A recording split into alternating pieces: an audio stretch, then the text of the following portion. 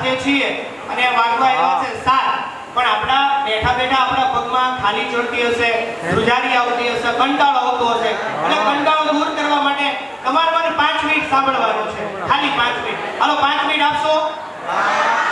એવી જ 3 વાત કહીને આજના આ સ્પીચને પૂરી કરવી છે કે તમને અહીંથી જશો એટલે કામ લાગશે.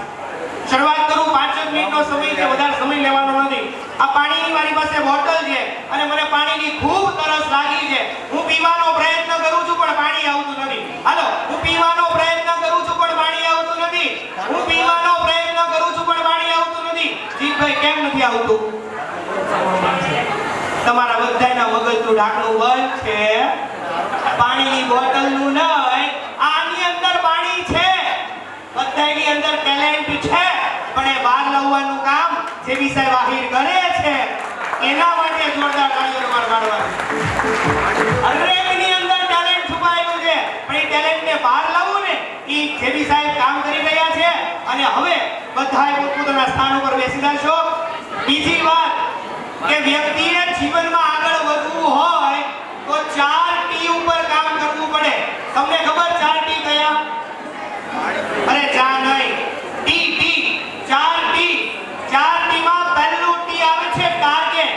કે વ્યક્તિએ એના જીવનમાં આગળ વધવું હોય તો એક જીવનમાં ટાર્ગેટ બનાવવો પડે કે હું 2024 માં અહીંયા, 2026 માં અહીંયા, 2028 માં અહીંયા અને 2030 માં હું અહીંયા પહોંચીશ. આવો ટાર્ગેટ વ્યક્તિએ બનાવવો.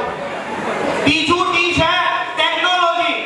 જે ફેસબુક છે, વોટ્સએપ છે, ઇન્સ્ટા છે, સોશિયલ મીડિયા છે. આ સોશિયલ મીડિયા છે ને એ બરબાદી કરે છે, સોશિયલ મીડિયા તારે પણ છે. તો ટેકનોલોજીનો સદુપયોગ કરવો જોઈએ. એટલે કે જીવનમાં કે દિવસમાં 30 મિનિટ દિવસમાં આ ટેકનોલોજી છે. ત્રીજી વસ્તુ છે ટ્રસ્ટ. કે તમારા ઉપર અને મારા ઉપર કોઈ વ્યક્તિ ટ્રસ્ટ એકવાર મૂકે ને તો એ ટ્રસ્ટ તૂટવો ન જોઈએ. એ આપણી જવાબદારી છે. કોઈએ મૂકેલો વિશ્વાસ એકવાર તૂટ્યો એટલે સમજી લેવાનું કે જેમ ચોપડા ઉપર સ્ટીકર લગાવીએ, એ સ્ટીકર કાઢી નાખીએ, એમ પછી બીજી વાર લાગે નહીં પહેલા જેવું. એવું કે ટ્રસ્ટ કોઈનો તોડવો નહીં.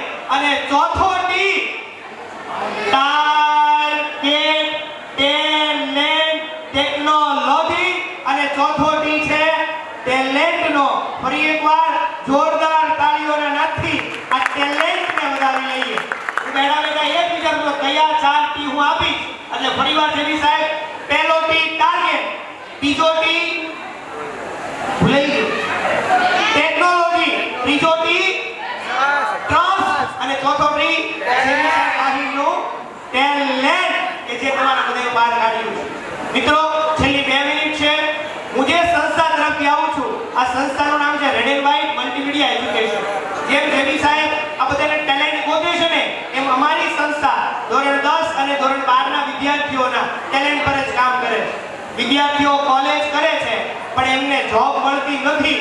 તો એ જોબ ન મળવાનું કારણ કે વિદ્યાર્થીની સ્કિલ ઉપર કામ નથી થતું. તો 2008 માં અમારી રેડ એન્ડ વ્હાઇટ મલ્ટીમીડિયા એજ્યુકેશનની શરૂઆત થઈ અને 2024 આવતા અમારી સંસ્થાએ 37,500 વિદ્યાર્થીને જોબ પ્લેસમેન્ટ અપાવ્યું. એટલે કે કોલેજ કરતા સાથે સાથે સ્કિલ કોર્સ કરાવ્યા અને 100% જોબ અપાવી. એટલે ગયા વર્ષે મુખ્યમંત્રી સાહેબ દ્વારા અમારી સંસ્થાને ગુજરાતના નંબર 1 આઈટી ઇન્સ્ટિટ્યૂટનો એવોર્ડ મળ્યો. એકવાર જોરદાર તાળીઓના નાદ સાથે રેડ એન્ડ વ્હાઇટ એજ્યુકેશનને વધાવી. અને ફરીવાર જેવી સેવાઓનો ખૂબ ખૂબ આભાર કે સાહેબ મને અહીંયા બોલવાનો મોકો આપ્યો. અને મને વધુ સાંભળવું હોય તો ઇન્સ્ટાગ્રામ, ફેસબુક અને યુટ્યુબ ઉપર ચિરાગ કાનાણી સર્ચ કરજો અને તમને મળી રહેશે. ફરીવાર થેન્ક યુ સો મચ.